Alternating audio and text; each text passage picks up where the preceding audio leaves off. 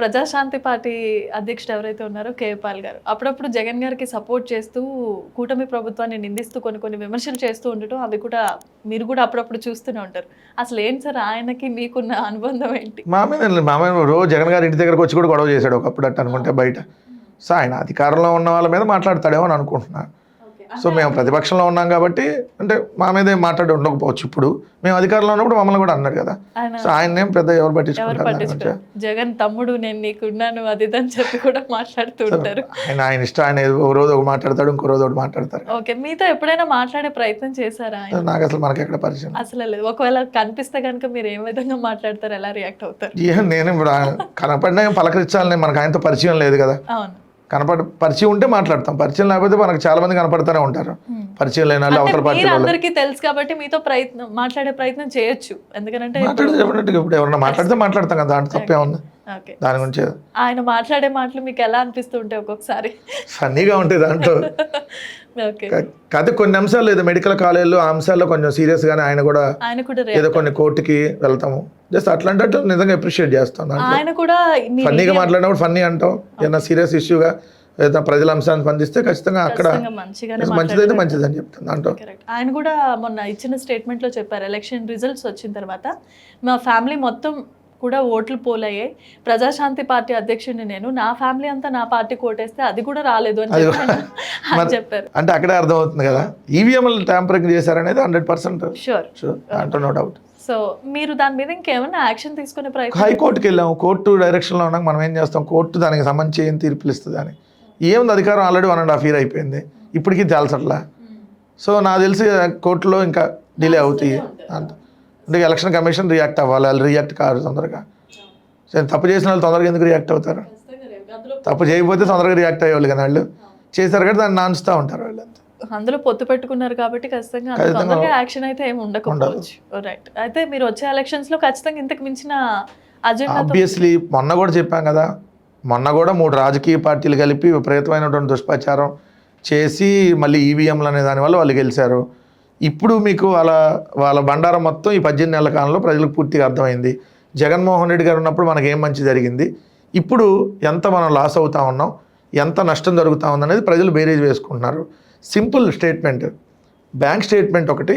జగన్మోహన్ రెడ్డి గారు 5 సంవత్సరాలు అధికారంలో ఉన్నప్పుడు మీ బ్యాంక్ స్టేట్మెంట్ తీయండి, చంద్రబాబు నాయుడు గారు 5 సంవత్సరాలు ఈ పరిపాలన మీ బ్యాంక్ స్టేట్మెంట్ ఇస్తే ఏంటనేది అర్థమైపోయింది, ఎవరు మీకు బెనిఫిట్ చేశారనేది క్లియర్గా అక్కడ అర్థమైంది.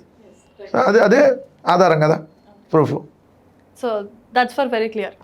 ఓకే, ఇప్పుడున్నటువంటి పరిపాలన కూటమి ప్రభుత్వం ఏదైతే ఉందో చాలా రకాలైనటువంటి పథకాలు తీసుకొస్తుంది. ఒకవైపు వైసీపీ ప్రభుత్వ హయాంలో ఇన్ని లక్షల కోట్ల అప్పులు చేసేసారని చెప్తూనే ఇంకొక వైపు పథకాలు ఇచ్చేస్తూనే ఉన్నారు.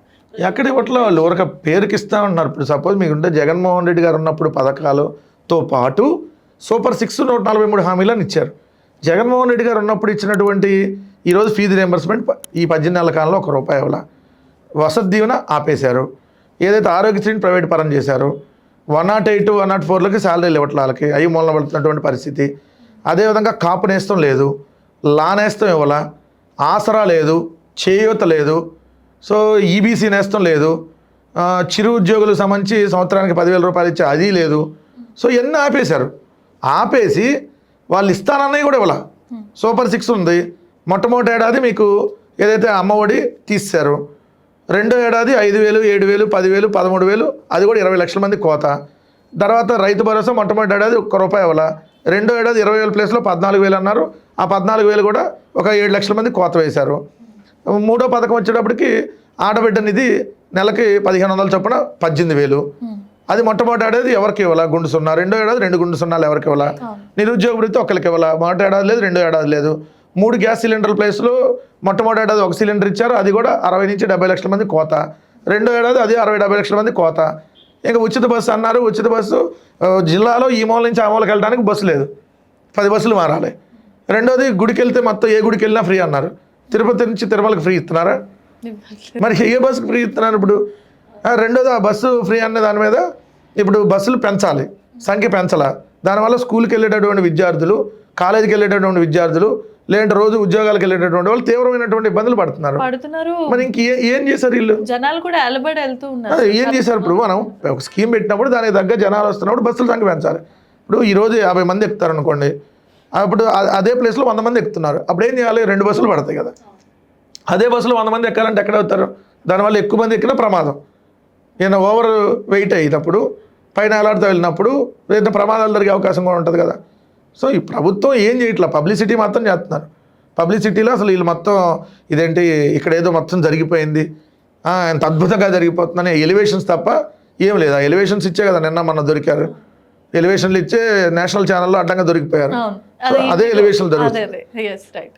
అయితే ఇప్పుడు మనం మాట్లాడుకుంటూ ఉన్నాం ఇండిగో ఎయిర్లైన్స్కి సంబంధించి సబ్జెక్ట్లో. అక్కడ ఆయన నేషనల్ మీడియా వాళ్ళు చాలా క్లియర్గా అడుగుతున్న క్వశ్చన్స్కి ఎవరి దగ్గర కూడా సరిగ్గా సమాధానం లేదు. వేర్ ఈజ్ ఏవియేషన్ మినిస్టర్ అంటే దెర్ ఇస్ నో ఆన్సర్.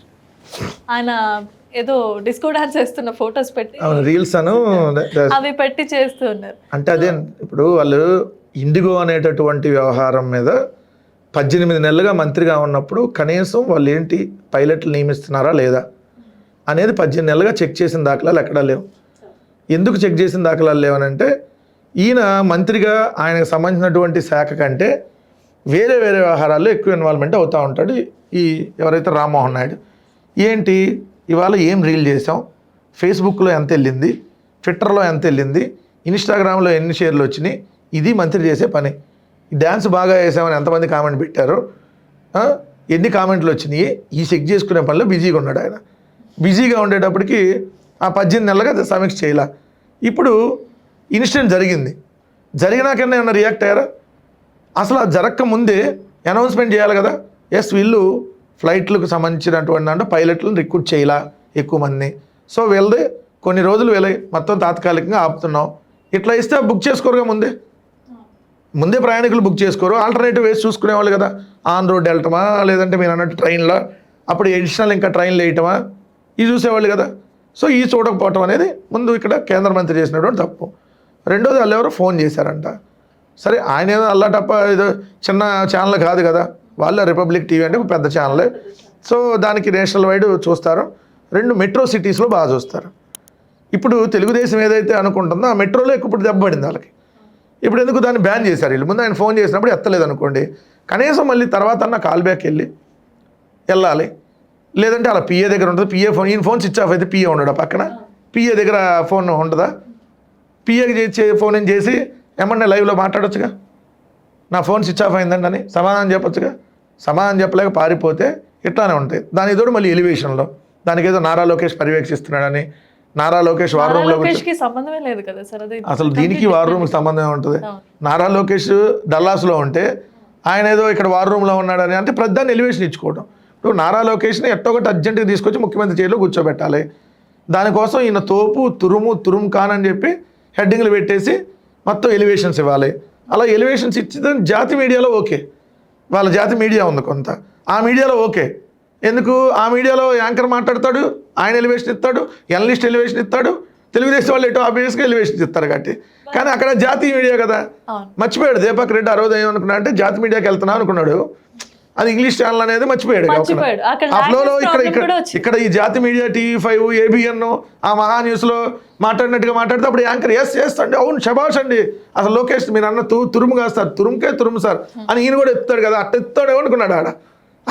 అక్కడ దెబ్బపడి మొత్తానికి ఓవరాల్గా ఏది తెలుగుదేశం పరువు దేశం మొత్తం కాదు ప్రపంచం మొత్తం పోయిందనేది క్లియర్గా కనపడుతుంది. చాలా పర్టికులర్గా పించ్ అవుట్ చేసి కూడా Telugu Desam party is now being on recorded అది దాన్ని కూడా చెప్పినప్పుడు కూడా వీళ్ళు ఎవరు స్పందించలేదు. ఎట్ ద సేమ్ టైం మీరు జాగ్రత్తగా అబ్జర్వ్ చేస్తే ఆయన మాట్లాడుతున్న ఇంగ్లీష్ దానికి సరిగ్గా పంచ్ అయ్యేటట్టుగా కూడా మంత్రి నారాయణ గారు కూడా అటెండ్ అయ్యారు. But is not able to. తర్వాత పట్టాభి దొరికారు, లైన్ కట్ అయింది. అప్పటికి ఆయన అడిగే క్వశ్చన్స్ ఆ తర్వాత నెక్స్ట్ టైం డిబేట్ లో కూడా వాళ్ళు కూర్చోబెట్టినప్పుడు ఆ చైరే కంప్లీట్ గా ఖాళీగా ఉంది. సమాధానం చెప్పలేదనే కదా. మరి ఈ విషయానికి సంబంధించి ఈ మీడియాలో ఇప్పుడు ఇండిగో ఎయిర్లైన్స్ కి సంబంధించి కానీ ఏవియేషన్ మినిస్టర్ కి సంబంధించింది కానీ ఇప్పటి వరకు ఏ న్యూస్ కూడా దేంట్లో స్క్రోల్ అవ్వలేదు. ఎందుకని అంటే ఇక్కడ మన తెలుగు మీడియాలో రాదు. వాళ్ళకి తెలుగు మీడియా ఇప్పుడు వాళ్ళు ఏంటి ఇప్పుడు ఆల్రెడీ రామ్మోహన్ నాయుడు ఎఫెక్ట్ బాగా పడింది వాళ్ళకి. సో ఇంకా దాన్ని ఏమంటారు, ఇప్పుడు ఇండిగో వాళ్ళు ఇంకా మొత్తం రెక్టిఫై చేసేసారని చెప్పి దాంట్లో ఉంటారు. ఇప్పటికీ చూడండి స్టిల్ వందలాది సర్వీసులు ఈ రోజు కూడా ఆగిపోయాయి. మనం ఇంటర్వ్యూ చేసే రోజు కూడా సో ఆల్రెడీ ఇప్పుడు 10 రోజులు దాదాపుగా. సో ఇప్పుడు కూడా ఆగిపోయినటువంటి పరిస్థితి. కంప్లీట్ స్ట్రైక్ చేసినట్టే లెక్క ఇంకా. అంటే 25% సర్వీసులు వీళ్ళే ఇప్పుడు ఆపిచ్చేశారు కదా, ఓకే. మళ్ళీ దానికి సంబంధించి, ఎందుకంటే పైలట్లు లేరనే దాంట్లో. సో అంతే, రోజు 100 నడిచే. ఇప్పుడు సపోజ్ 2200 సర్వీసులు నడుస్తాయి అంటే ఇండిగో పర్ డే 406-407 విమానాలు ఉన్నాయి. సో దాంట్లో ఇప్పుడు 2000 సర్వీసులు నడుస్తున్నప్పుడు 25% ఆగిపోతే మీకు 1000కి 250 సర్వీసులు ఆగిపోయినట్టు. అంటే మొత్తం ఒక 500 సర్వీసులు ఒక రోజు నిలిచిపోయినట్లు లెక్కే కదా. 2000 సర్వీసులు 500 సర్వీసులు నిలిచిపోయినట్టు 25% అంటే ఇంకా ప్రయాణికులు ఇంకా ఇబ్బందులు పడతారు, అవతల వేరే వాటికి సంబంధించి వస్తారనేది క్లియర్ అది. ఓకే. సో ఇది ఖచ్చితంగా గవర్నమెంట్ మీద ఎఫెక్ట్ పడుతుంది కదా, ఎందుకనంటే సమ్హౌ సమ్ అమౌంట్ అనేది ట్యాక్స్ రూపంలో వీళ్ళకి వస్తుంది కాబట్టి ఇప్పుడు దీని మీద గవర్నమెంట్కి అనేది ఎఫెక్ట్ పడుతుంది. దీనికి సంబంధించి మరి ప్రైమ్ మినిస్టర్ మోదీ ఏ విధంగా యాక్షన్స్ తీసుకుంటారు ఏమన్నా? ఆయన డైరెక్ట్ సమీక్షలు చేస్తున్నాడు, అందుకని రామ్మోహన్ నాయుడుతో సంబంధం లేకుండా డైరెక్ట్ సమీక్షలు చేసేస్తున్నాడు ప్రధానమంత్రి గారు. అదేదో ముందే చేస్తే సంక్షోభం వచ్చేది కాదు కదా. సో రెండోది ఏంటంటే అసలు ఆ ఛానల్ అర్నబ్ గోస్వామి గారు ఉన్నటువంటి republic TV favour to BJP, complete 10 ఏళ్ళ నుంచి ఫేవర్ టు ఆయన బీజేపీకి ఫేవర్గా ఉంటాడు అర్నబ్ అదే ఛానల్లో మరి తెలుగుదేశం వాళ్ళు అని ఇంత గట్టిగా క్వశ్చన్ చేయడం ఏందనేది తెలుగుదేశం వాళ్ళు కూడా చేస్తున్నారు ఇప్పుడు. నెంబర్ ఆఫ్ టైమ్స్ మెన్షన్ చేస్తున్నారు. అది ఎందుకు చేస్తారు అనేది అది మరి వాళ్ళే చెప్పాలి. మరి మీరు తెలుగుదేశం ఒకటే బ్యాన్ చేయడం కాదు కదా, మరి కూటమి కూడా బ్యాన్ చేయగలుగుతారు రిపబ్లిక్ టీవీని. అంటే కూటమిలో ఉన్న జనసేన కానీ బీజేపీ కానీ మరి బ్యాన్ చేయించాలి కదా. సో వాళ్ళు తెలుగుదేశం వాళ్ళు అడ్డంగా దొరికిపోయినాక ఇట్లాంటి చిల్లర చేష్టలే చేస్తారు. చిల్లర చేష్టలు చేసి ఇంకా చిల్లరగా దొరికిపోతారు అనడానికి బ్యాన్ చేయడం ఒక నిదర్శనం.